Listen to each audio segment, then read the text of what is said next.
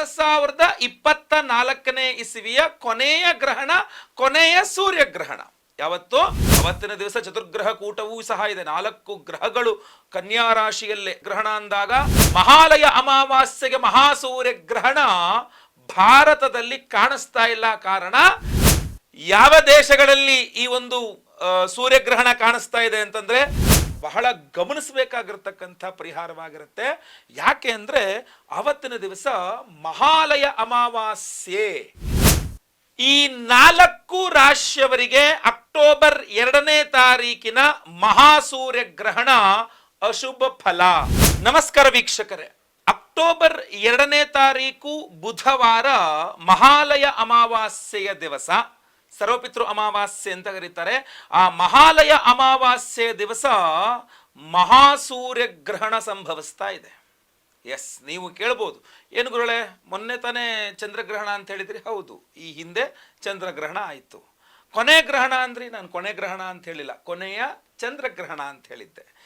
ಈಗ 2024ನೇ ಇಸವಿಯ ಕೊನೆಯ ಗ್ರಹಣ, ಕೊನೆಯ ಸೂರ್ಯಗ್ರಹಣ. ಯಾವತ್ತು? ಅಕ್ಟೋಬರ್ 2ನೇ ತಾರೀಕು ಬುಧವಾರ ಮಹಾಲಯ ಅಮಾವಾಸ್ಯೆಯ ದಿವಸ ಮಹಾಸೂರ್ಯ ಗ್ರಹಣ ಸಂಭವಿಸ್ತಾ ಇದೆ. ಅವತ್ತಿನ ದಿವಸ ಚತುರ್ಗ್ರಹ ಕೂಟವೂ ಸಹ ಇದೆ. 4 ಗ್ರಹಗಳು ಕನ್ಯಾ ರಾಶಿಯಲ್ಲೇ. ಗ್ರಹಣ ಅಂದಾಗ ರವಿ ಕೇತುಗಳು ಇದ್ದೇ ಇರ್ತಾರೆ. ಅಮಾವಾಸ್ಯೆ ಅಂದಾಗ ಸೂರ್ಯಗ್ರಹಣ ಆದ್ರಿಂದ ಅಲ್ಲಿ ಚಂದ್ರ ಇದ್ದೇ ಇರ್ತಾನೆ, ಬುಧನೂ ಅಲ್ಲೇ ಇದ್ದಾನೆ, ಆದ್ರಿಂದ ರಾಶ್ಯಾಧಿಪತಿ. ಸೊ 4 ಗ್ರಹಗಳು ಸಹ ಕನ್ಯಾ ರಾಶಿಯ ಚತುರ್ಗ್ರಹ ಕೂಟ ಅಂತಲೂ ಸಹ ಹೇಳ್ತಾರೆ. ಸೊ ಈಗ ಮಹಾಲಯ ಅಮಾವಾಸ್ಯೆಯ ಮಹಾಸೂರ್ಯ ಗ್ರಹಣದ ವಿಚಾರವಾಗಿ ನಿಮಗೆ ತಿಳಿಸಲು ಈ ವಿಡಿಯೋವನ್ನು ಮಾಡ್ತಾ ಇದ್ದೇನೆ. ಮೊದಲನೇದಾಗಿ ಈ ವಿಡಿಯೋ ಇಷ್ಟ ಆದರೆ ದಯವಿಟ್ಟು ಲೈಕ್ ಮಾಡ್ಲಿಕ್ಕೆ ಮರಿಬೇಡಿ. ವಾಟ್ಸ್ಆಪ್, ಫೇಸ್ಬುಕ್, ಮೆಸೆಂಜರ್, ಟೆಲಿಗ್ರಾಮ್ ಎಲ್ಲ ಕಡೆ ಸಾಮಾಜಿಕ ಜಾಲತಾಣಗಳ ವಿಡಿಯೋನ ಶೇರ್ ಮಾಡಲಿಕ್ಕೆ ಮರಿಬೇಡಿ. ಇನ್ನು ಸಬ್ಸ್ಕ್ರೈಬ್ ಮಾಡ್ಕೊಳ್ಳಿ ನಮ್ಮ ಚಾನಲ್ ಅಂದ್ರೆ ದಯವಿಟ್ಟು ಸಬ್ಸ್ಕ್ರೈಬ್ ಮಾಡ್ಕೊಳ್ಳಿ. ಫೇಸ್ಬುಕ್ ಅಲ್ಲಿ ನೋಡ್ತಾ ಇದ್ದೀರಾ ಅಂದ್ರೆ ನಮ್ಮ ಪೇಜ್ನ ಫಾಲೋ ಮಾಡೋಕೆ ದಯವಿಟ್ಟು ಮರಿಬೇಡಿ. ವೀಕ್ಷಕರೇ, ಅಕ್ಟೋಬರ್ 2ನೇ ತಾರೀಕು ರಾತ್ರಿ ಸೂರ್ಯಗ್ರಹಣ ಇದೆ. ನಾನು ಹಿಂದಿನ ಸಲನೂ ಹೇಳಿದ್ದೆ, ರಾತ್ರಿ ನಡೆಯುವ ಸೂರ್ಯಗ್ರಹಣಗಳು ಹಾಗೂ ಹಗಲಿನಲ್ಲಿ ಸಂಭವಿಸುವ ಚಂದ್ರಗ್ರಹಣಗಳು ಆಚರಣೆಯಲ್ಲಿರುವುದಿಲ್ಲ. ಕಾರಣ, ಅದು ಕಾಣೋದಿಲ್ಲ ಅಂತ.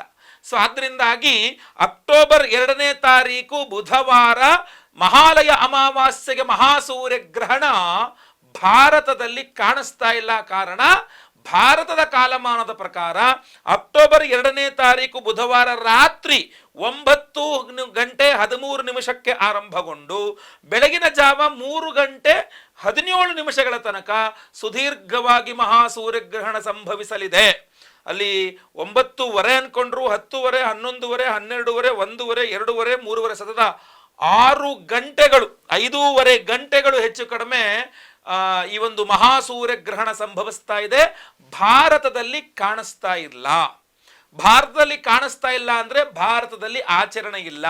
ಆಚರಣೆ ಇಲ್ಲ ಅಂದ್ರೆ ಅಕ್ಟೋಬರ್ 2ನೇ ತಾರೀಕು ಗ್ರಹಣ ಅಂದ್ರೆ ಅಕ್ಟೋಬರ್ 1ನೇ ತಾರೀಕಿಂದನೇ ಏನು ಉಪವಾಸ ಇರತಕ್ಕಂಥದ್ದಾಗ್ಲಿ, ಅಥವಾ ಅಕ್ಟೋಬರ್ 2ನೇ ತಾರೀಕು ಗ್ರಹಣದ ಆದಿಯಲ್ಲಿ, ಮಧ್ಯದಲ್ಲಿ, ಅಂತ್ಯದಲ್ಲಿ 3 ಸಲ ಸ್ನಾನ ಮಾಡ್ತಕ್ಕಂಥದ್ದಾಗ್ಲಿ, ಅಥವಾ ಏನು ಉಪವಾಸ ಇರತಕ್ಕಂಥದ್ದಾಗ್ಲಿ, ಎಲ್ಲ ಕಡೆ ದರ್ಭೆ ಹಾಕಿಡ್ತಕ್ಕಂಥದ್ದಾಗ್ಲಿ, ಯಾವುದರ ಅವಶ್ಯಕತೆಯೂ ಸಹ ಇಲ್ಲ. ಆಯ್ತಲ್ವಾ? ಅಕ್ಟೋಬರ್ 2ನೇ ತಾರೀಕಿನ ಮಹಾಸೂರ್ಯ ಗ್ರಹಣ ಏನು ಭಾರತದಲ್ಲಿ ಕಾಣಿಸ್ತಾ ಇಲ್ಲ, ಆದ್ರಿಂದ ಆಚರಣೆ ಇಲ್ಲ.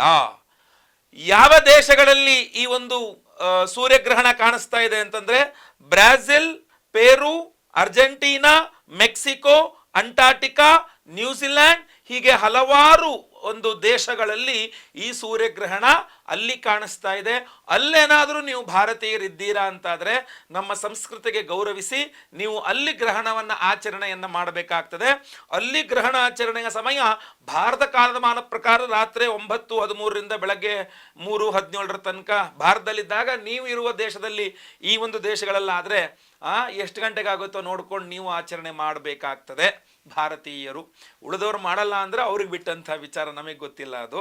ಸೊ ಹೀಗಿದ್ದಾಗ ಈ ಒಂದು ಗ್ರಹಣದ ಆಚರಣೆ ಇರೋದಿಲ್ಲ ಅಂದ್ರೆ ಪ್ರಭಾವ ಇರ್ತದೆ. ಯಾಕೆಂದ್ರೆ ಒಂದೇ ಸೂರ್ಯ ಇರತಕ್ಕಂಥದ್ದು. ಸೊ ಆದ್ರಿಂದ ಎಲ್ಲಿಗೆ ಪ್ರಪಂಚದಲ್ಲಿ ಎಲ್ಲೋ ಯುದ್ಧ ಆಗ್ತಾ ಇದೆ ಅಂದ್ರೆ ನಮಗೆ ಅದರ ಪ್ರಭಾವ ಹೇಗೆ, ಇದ್ರ ಬಗ್ಗೆ ನಾನು ಹೇಳಿದ್ದೇನೆ ಚಂದ್ರಗ್ರಹಣದಲ್ಲಿ ಬಹಳ ಸ್ಪಷ್ಟವಾಗಿ ತಿಳಿಸಿದ್ದೇನೆ. ಎಲ್ಲೋ ಗ್ರಹಣ ಆಗ್ತಾ ಇದೆ ಅಂದ್ರೆ ನಮಗೇನು ಸಂಬಂಧ ಇಲ್ವಲ್ಲ, ನಮ್ಮಲ್ಲೇನು ಕಾಣಿಸ್ತಾ ಇಲ್ವಲ್ಲ, ಪ್ರಭಾವ ಇರಲ್ಲ ಅನ್ನಕ್ಕಾಗಲ್ಲ. ಎಲ್ಲೋ ಯುಕ್ರೇನಲ್ಲಿ ಯುದ್ಧ, ಮತ್ತೊಂದು ಕಡೆ ಯುದ್ಧ ಅಂದ್ರೆ ಡೈರೆಕ್ಟ್ ಆರ್ ಇಂಡೈರೆಕ್ಟ್ ಎಫೆಕ್ಟ್ ಇಂಡಿಯಾಗೆ ಆಗ್ತಾನೆ ಇರ್ತದೆ. ಅದು ಶುಭ ರೀತಿಯಲ್ಲಿರ್ಬೋದು, ಅಶುಭ ರೀತಿಯಲ್ಲಿರ್ಬೋದು, ಒಟ್ಟು ಆಗ್ತಾ ಇರ್ತದೆ. ಹಾಗೆ ಈ ಸೂರ್ಯಗ್ರಹಣ ಭಾರತದಲ್ಲಿ ಕಾಣಿಸ್ತಾ ಇಲ್ಲ ಅನ್ನೋ ಅರ್ಥಕ್ಕೆ ಪ್ರಭಾವ ಇಲ್ಲ ಅನ್ಕೊಳ್ಬೇಡಿ. 12 ರಾಶಿಗಳಲ್ಲಿ 4 ರಾಶಿಯವರಿಗೆ ಶುಭ, 4 ರಾಶಿಯವರಿಗೆ ಅಶುಭ ಹಾಗೂ 4 ರಾಶಿಯವರಿಗೆ ಮಿಶ್ರ ಫಲ ಇದ್ದೇ ಇರುತ್ತೆ ಈ ಒಂದು ಮಹಾಸೂರ್ಯಗ್ರಹಣ. ಹಾಗಾದ್ರೆ ಯಾವ ಯಾವ ರಾಶಿಗಳಿಗೆ ಏನೇನು ಫಲ ಅನ್ನತಕ್ಕಂಥದ್ದನ್ನ ನೋಡೋಣ ಬನ್ನಿ. ಈ 4 ರಾಶಿಯವರಿಗೆ ಅಕ್ಟೋಬರ್ 2ನೇ ತಾರೀಕಿನ ಮಹಾಸೂರ್ಯಗ್ರಹಣ ಅಶುಭ ಫಲ ಕೊಡಲಿದೆ. ಎಚ್ಚರಿಕೆ ವಹಿಸಬೇಕು. ಯಾವ 4 ರಾಶಿಯವರಿಗೆ ಈ ಒಂದು ಮಹಾಸೂರ್ಯಗ್ರಹಣ ಅಕ್ಟೋಬರ್ 2ನೇ ತಾರೀಕಿನ ಮಹಾಸೂರ್ಯಗ್ರಹಣ ಅಶುಭ ಫಲ ಕೊಡ್ತಾ ಇದೆ ಅಂತ ನೋಡ್ಲಿಕ್ಕೆ ಹೋದ್ರೆ, ಮೊದಲನೇದಾಗಿ ಯಾವ ನಕ್ಷತ್ರ ಯಾವ ರಾಶಿಯಲ್ಲಿ ಗ್ರಹಣವಾಗ್ತದೆಯೋ ಆ ನಕ್ಷತ್ರ ಆ ರಾಶಿಯವರಿಗೆ ಅಶುಭ ಫಲವಾಗುತ್ತೆ. ಹಸ್ತ ನಕ್ಷತ್ರ ಕನ್ಯಾ ರಾಶಿಯಲ್ಲಿ ಗ್ರಹಣವಾಗ್ತಾ ಇರೋದ್ರಿಂದ ಹಸ್ತ ನಕ್ಷತ್ರದವರಿಗೆ, ಕನ್ಯಾ ರಾಶಿಯವರಿಗೆ ಎಲ್ಲರಿಗೂ ಸಹ ಇದು ಅಶುಭ ಫಲ ಖಂಡಿತವಾಗಿ ಕೊಡಲಿದೆ. ಇನ್ನು ನಿಮ್ಮ ರಾಶಿಗಿಂತ 4ನೇ ರಾಶಿಯಲ್ಲಿ ಗ್ರಹಣವಾದರೆ ನಿಮಗೆ ಅದು ಅಶುಭ ಫಲ. ಯಾವ ರಾಶಿಯವರಿಗೆ ಕನ್ಯಾ 4 ಆಗುತ್ತೆ? ಮಿಥುನ ರಾಶಿ.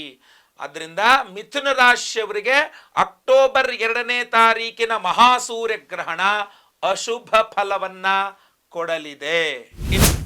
ನಿಮ್ಮ ರಾಶಿಗಿಂತ 8ನೇ ರಾಶಿಯಲ್ಲಿ ಗ್ರಹಣವಾದರೆ ನಿಮಗೆ ಅದು ಅಶುಭ ಫಲ.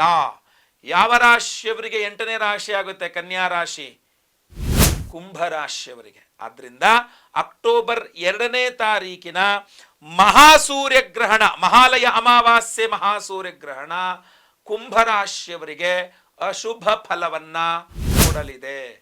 ನಿಮ್ಮ ರಾಶಿಯಿಂದ ಕೊನೆಯದಾಗಿ ನಿಮ್ಮ ರಾಶಿಯಿಂದ 12ನೇ ರಾಶಿಯಲ್ಲಿ ಗ್ರಹಣವಾದರೆ ನಿಮಗೆ ಅದು ಅಶುಭ ಫಲವನ್ನ ನೀಡಲಿದೆ. ಯಾವ ರಾಶಿಯವರಿಗೆ 12ನೇ ರಾಶಿ ಆಗುತ್ತೆ? ಕನ್ಯಾ ರಾಶಿ, ತುಲಾ ರಾಶಿಯವರಿಗೆ. ಆದ್ರಿಂದ ತುಲಾ ರಾಶಿಯವರಿಗೆ ಅಕ್ಟೋಬರ್ 12ನೇ ತಾರೀಕಿನ ಮಹಾಸೂರ್ಯಗ್ರಹಣ ಅಶುಭ ಫಲವನ್ನ ಕೊಡಲಿದೆ. ಯಾವ 4 ರಾಶಿಯವರಿಗೆ ಅಶುಭ ಫಲ?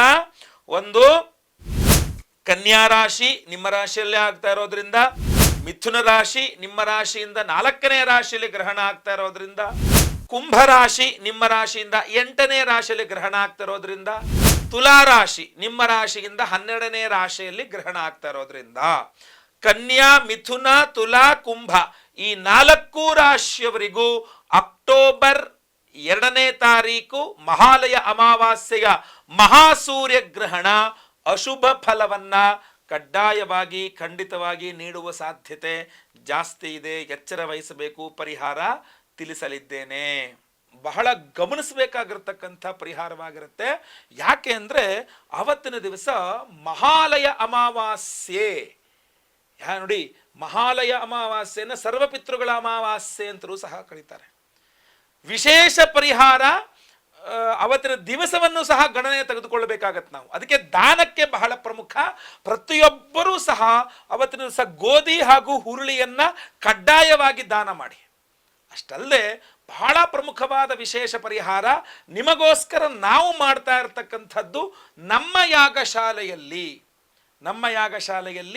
ಮಹಾಸೂರ್ಯಗ್ರಹಣ ಶಾಂತಿ ಹೋಮವನ್ನು ಮಾಡ್ತಾ ಇದ್ದೇವೆ. ಸೂರ್ಯಗ್ರಹಣದ ದಿವಸ ಮಹಾಸೂರ್ಯಗ್ರಹಣ ಶಾಂತಿ ಹೋಮವನ್ನ.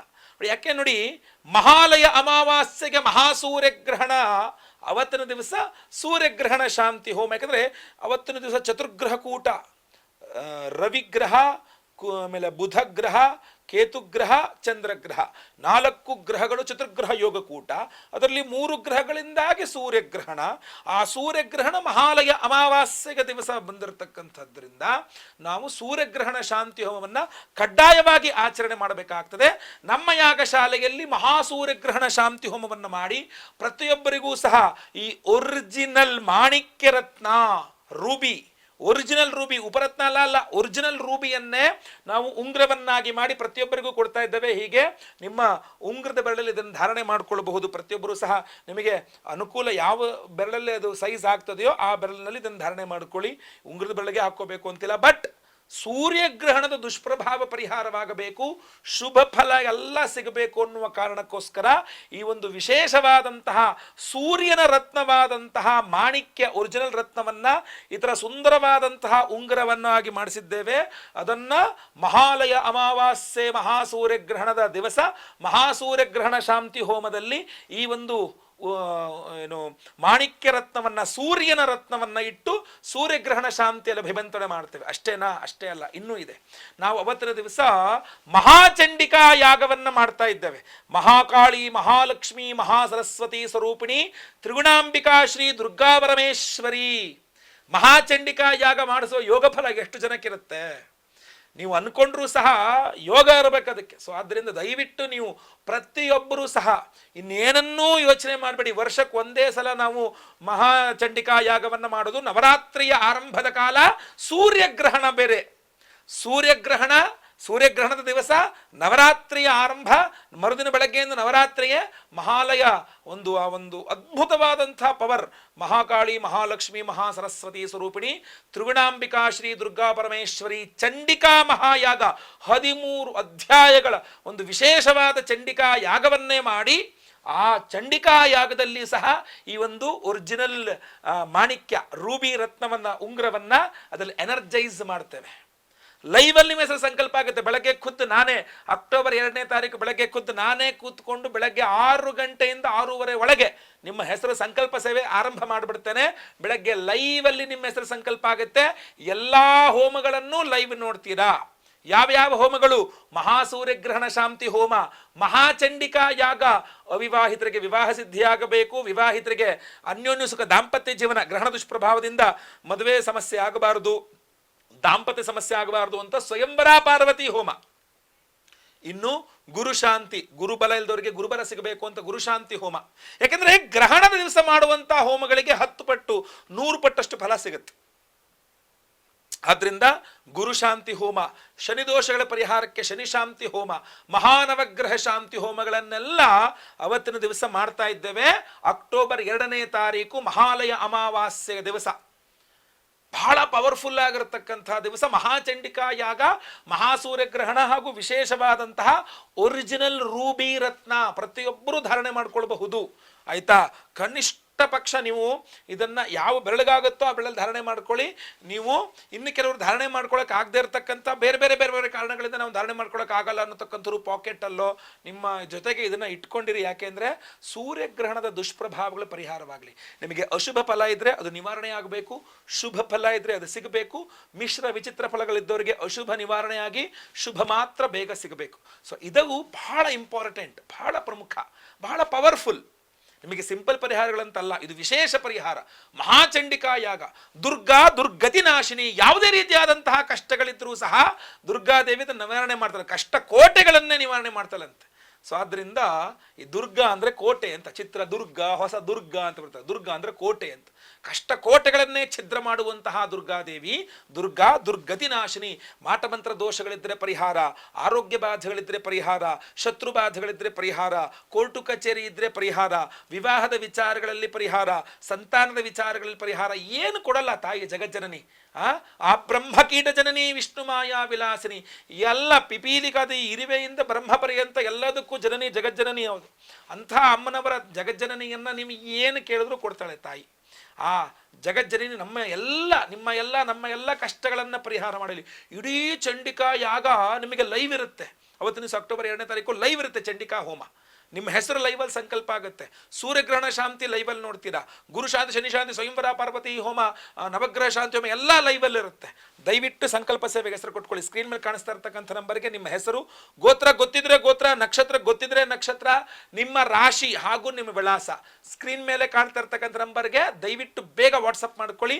ಲೈವಲ್ಲಿ ನಿಮ್ಮ ಹೆಸರು ಸಂಕಲ್ಪ ಆಗುತ್ತೆ. ಎಲ್ಲ ಹೋಮ ಲೈವ್ ನೋಡ್ತೀರಾ. ಪ್ರತಿಯೊಬ್ಬರು ಸಂಕಲ್ಪ ಸೇವೆಗೆ ಒಂದು ವಿಶೇಷವಾದಂಥ ಈ ಉಂಗುರವನ್ನ ಪ್ರತಿಯೊಬ್ಬರಿಗೂ ಕೊಡ್ತಾ ಇದ್ದೇವೆ. ಒರಿಜಿನಲ್ ಮಾಣಿಕ್ಯ ರತ್ನ ಪ್ರತಿಯೊಬ್ಬರಿಗೂ ಸಹ ಕೊಡ್ತಾ ಇದ್ದೇವೆ.